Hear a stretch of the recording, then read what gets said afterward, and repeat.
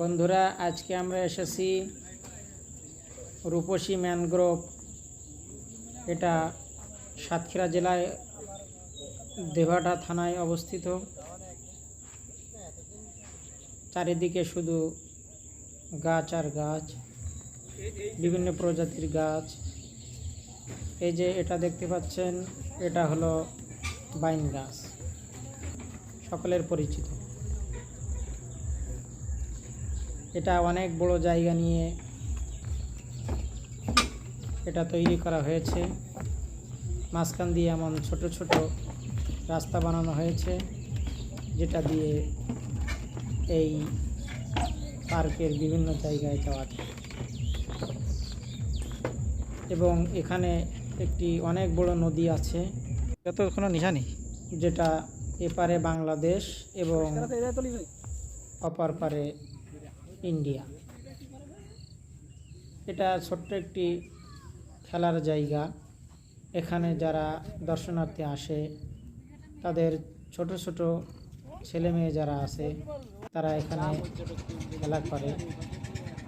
দেখতে পাচ্ছেন, এটা হলো সেই নদী ত্রিমোহনা।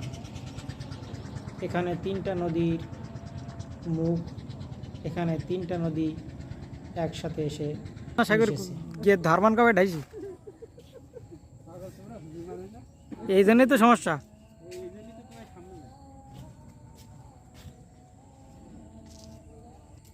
এটা হলো সেই প্রাচীন গরুর গাড়ি, যেটা এখন খুবই কমে দেখা যায়।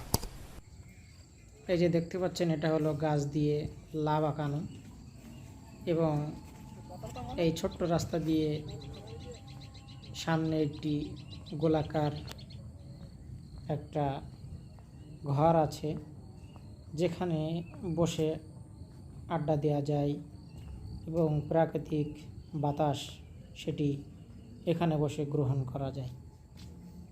এই যে দেখতে পাচ্ছেন, এখানে উপরে গোলপাতার ছাউনি এবং গোলাকার ঘরটি দেখতে অনেক সুন্দর।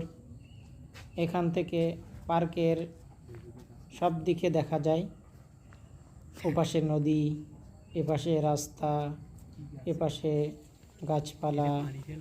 কত সুন্দর একটি প্রাকৃতিক জায়গা, যেখানে আসলে সবারই মন ভরে যাবে। এটি হলো সেই পুরানো ঐতিহ্য পালকি। এটাই করে আগের মানুষেরা বিবাহ করতে যেত এবং এটাতে নিয়ে করে বউ নিয়ে আসতো। অনেক সুন্দর জায়গা। আশা করি আপনারা সকলে আসবেন এবং আপনাদের সকলের ভালো লাগবে। ধন্যবাদ।